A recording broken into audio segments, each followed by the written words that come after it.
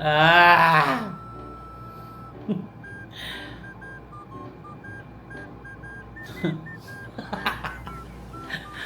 Unang lesson.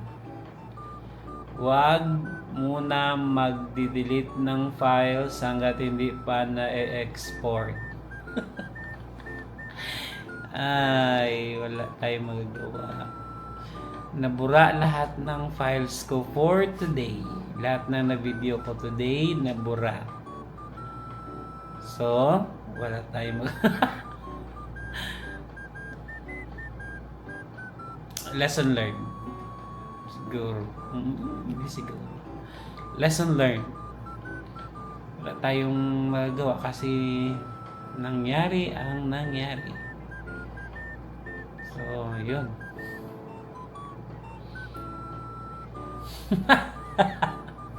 Kasi ang nangyari tapos na yung edit, hindi ko lang na export kasi kulang na yung memory sa phone ko kasi doon lang ako nag-edit. And then only to find out pagbura ko nasama yung mga raw videos. Pagbalik ko sa editor, wala.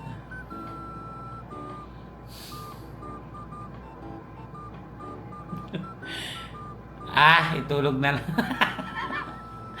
Tulog na lang natin siguro yun, no? Magpahinga tayo kasi napagod din tayo today. Pero yun, wala tayong video na tuloy na nagawa ngayon kay nabura. Sige na, bye-bye na po. Hi, good morning. So this is the second day. Ayan, maganda yun. Yan. So ngayon papunta ulit tayo sa doon sa lugar na kung saan ay mag-open ranking tayo. So kahapon nag-vlog ako. Kaso pagka-uwi ko dito, pag-edit ko, nasira yung vlog. I mean, nabura ako na hindi ko pa na-export. Kaya yun. So, wala tayong video nun. Sayang yun eh. May haul pa sana yun at saka shout out. Okay. So, open ranking na today. Sana matapos siya ng maaga para makauwi na rin ako agad. Uy. Ready na rin tayo. Mag-uwi. Yes, nakapack na ako. Tignan ninyo. Wait lang. Ayan. Ayan. Ready na tayo. Ating gamit dito. Subukan din natin mag-update pag doon na tayo. Kung kaya ko. Kasi medyo nahihiya pa tayo. Pero maganda yun. And yung promise ko yung promise ko kahapon sa video na yun na na-corrupt o yun, na nabura, ay ikukwento ko yung experience ko sa interview. So wait nyo lang po kapag meron na tayong time. Wow. Hindi kapag na-shoot na natin yung kasi sineperate ko sana yung yung kahapon naganap at saka yung kwento ko. Kasi yung kahapon naganap yun na nga ay nabura. So, first lesson learned. Okay, so bye. See you there. Okay, so yan. Nakasuot na tayo ng backpack. Suotin ko lang yung aking shades. Ito na lang gawin kong salamin. Bali, na lang tayo ulit.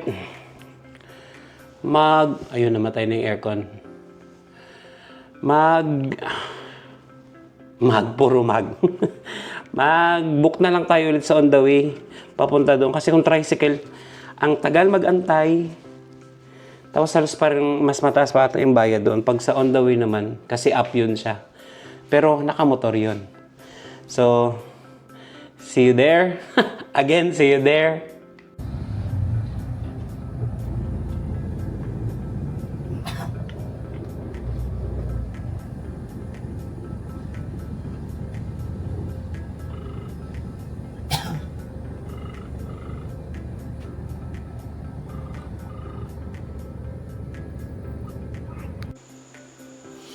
Hi everyone. nandito na ako, nakauwi na ako sa amin. Yan. So, yung huli kong vlog, ayun, nandoon ako sa sa um, shuttle ba yun? Sa van, pauwi. Kasi nagmamadali na ako kanina na mag-uwi. Oo, kasi bukas may another activity na naman. Kailangan kong pumunta ng Nara para kasi start na naman ng aming screening bukas for provincial meet. So hindi na ako masyadong nakapag-update doon kanina sa sabihin na natin kung saang lugar yun, basta sa SDO. Kasi ang dami namin, nakakahiya naman na mag video doon ng, siyempre hindi ko sila masyadong kilala, although may mga kilala ako doon, pero nahihiya pa rin kasi ako mag video, at saka respect na rin siguro sa kanila kasi yun ay open ranking. So actually bawal nga ipakita yun yung mga scores namin eh. So hindi na rin ako masyadong doon video. So kanina pag uwi ko, paglabas ko ng hotel, nag-check out agad ako doon kasi alam ko na, decided na ako na mag-uwi. Ayun, iniwan ko yung bag ko doon, 2 bags yun. Then sumakay ako nag-book na naman ako ng on the way up. Kasi parang mabilis lang yun eh, hindi naman maulan, nakamotor lang kasi yun. So mabilis kasi pag tricycle, gaya ng yung nabura akong video, sinabi ko doon na naghintay pa ako ng tricycle doon sa nung umaga, yung araw ng interview, kahapon yun. So tagal, ganun talaga, ma-choosy. So nag-book na lang ako ng on the way up. So kanina nag-book din ako ng on the way up. And then yun na, pumunta na kami doon. Actually, ang dami namin kasi nga, open ranking. So, nagkaroon ng hinati sa 3. So, syempre, yung apelyido ko sa dulo. Napunta ako sa panghapon. So, yung second batch, parang natapos na mag-alauna na, kaya nag-resume ng 2:00. So, yun. So, luckily, okay naman yung naging score natin doon. Pumasok naman siya sa cut-off score or lumampas sa cut-off score. So, pag-pray na lang natin na sana ay mabigyan tayo ng blessing. Yeah. So, yun. Pagkatapos noon, nagmadali na ako agad yun eh. Nag-book ulit ako doon sa on the way up. Convenient siya for me. Magbayad ka lang talaga ng hindi naman ganun kamahal, pero convenient siya kasi motor, yung dire-diretso ka lang. Tapos yung kinuha ko yung gamit ko, and then pumunta na ako doon sa pinag-usapan namin ng nagpa-reserve kasi ako sa van. Kaya yun, doon ako nagpunta sa pinag-usapan namin na pick up area. So yun, ngayon kararating ko lang na unpack ko na rin yung mga yung mga gamit ko na dala. So ngayon ang gagawin ko ay ko ulit siguro, tignan ko ulit yung mga napack ko na nagamit para sa provincial meet. Kasi kailangan kong i-review. Kasi bukas pupunta ako ng Nara, so that's 15. Tumitingin ako dun sa may calendar. So 15. Tapos mayroon na naman patong-patong, kaya nga sabi ko ngayong 2025 marami mga pagbabago sa natin, sa buhay natin. Isa doon yung hectic ang schedule.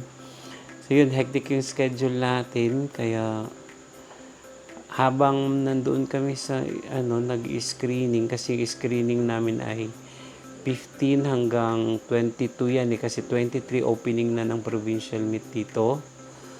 So pero February February 20 to 22, may seminar naman. Hindi naman pwedeng umabsent doon kasi nakalagay na yun sa memorandum.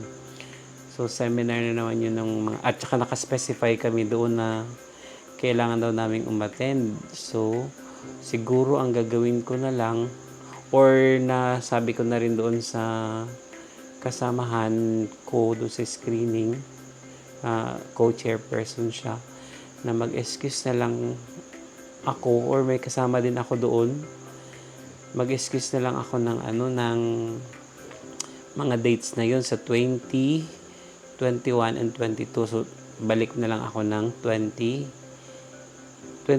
kasi sabi ng taga NAPSI ay NAPSI pala yun yung pupuntahan ko, NAPSI Congress dito sa province namin.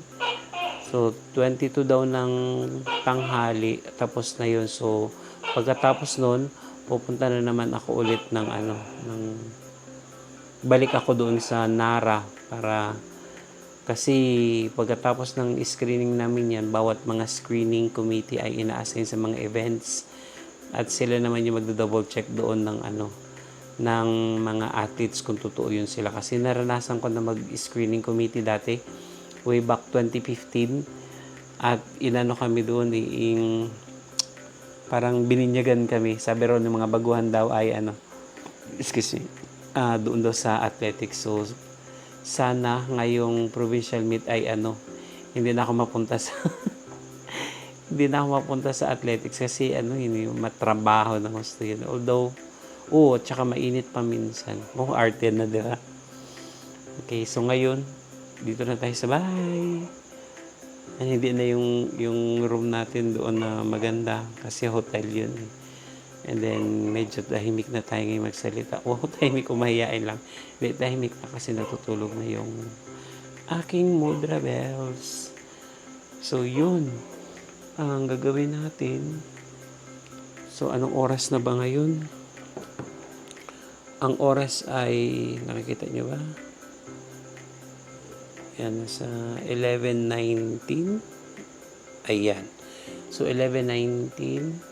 Pero hindi pa tayo agad-agad matutulog kasi marami pa tayong ayusin. Actually, kanina pa ako nakarating, mga siguro around 9 p.m. So kumain lang ako. Tapos nagpahinga ng konti. Tapos naisipan ko na mag-vlog. Kasi sayang naman yung vlog dahil kahapon, yung mga nagawa kong vlog ay nabura. Nabura siya. So yun. Parang nasabi ko na yung kanina, pero yun nga, nabura. Dahil, hindi, kagabi ko ata yun na sabi, nag-film din ako noon pagkatapos ng bura. Kasi tinatry ko pa siyang i-recover. Nag-download pa ako ng kung anong mga application dito sa Android phone. So, pero hindi ko makita kasi kailangan magbayad. Wala pa akong pambayad ngayon. So, yun. Kasi ang nangyari noon, na-edit ko na siya sa editing app o software. Tapos, pag-export ko, sabi ng nag-prompt doon na na not enough memory daw. So, what I did, binura ko yung nandoon sa captured videos niya. Pagbalik ko sa editing software, black na. Black na lahat. Kaya nag-MyD ako noon ng nag-MyD ako na first lesson learn. Kasi hindi ko naman kasi nawala sa isipan ko. At saka siyempre pag bago pa lang, di ba, hindi mo pa naman talaga masyadong master. So yun, ang dami pa naman ang ginawa ko doon. Ako doon nag-haul ako, shout out din ako sa mga friends ko doon kasi sabi nila mag-shout out. Pero wala, nabura siya. So siguro next time na lang ulit tayo mag-shout out pag mataas na yung energy natin, kasi ngayon ay pagod din tayo. Pagod na tayo. Ginusto mo yan eh. So yun, pag malakas, pag mataas na ulit yung ating energy, so mag shout out ulit tayo. Tapos nag-haul pa naman ako doon ng mga magagandang mga kung ano-ano nga pinambibili ko. Pagiging gastador ko. Yun. So, yun. That's it for tonight siguro. Ulitin ko lang yung i-check ko lang ulit yung mga gamit ko kung okay pa ba. At saka, and then, sabi kasi doon alas 6 daw, dapat doon na kami. Pero imposible naman yun. Siguro, magpalit ako ng konti. Magpunta doon. Tsaka maraming salamat doon sa co-chairman ng screening committee kasi ka-delegation ko siya at lagi niya nang ginagawa yun. So, tinutulungan niya ako. Sabi niya, okay lang naman daw kasi nga preoccupied tayo. Ang dami-dami nating ginagawa. Beginning this January. Grabe ka-hectic. At saka, ubusan ng pera kasi pamasahe, pabalik-balik, papuntang city. So, yun. Kailangan din natin gawin. So, yun lang siguro guys. Wow. So, ano yung nangyari. So, yun. So, that's it for tonight. See you on the next one. Sabi ko doon kagabi sa video. Please like, please subscribe, and click the notification bell or button para lagi kayong updated. Wow! So yun, be good daw. Sabi ko doon, be good. Kasi nga yun yung napapanood ko sa vlogger na lagi kong pinapanood. So be good, good night. So sana masanay na akong tumingin dyan sa camera, hindi na dito sa screen. So,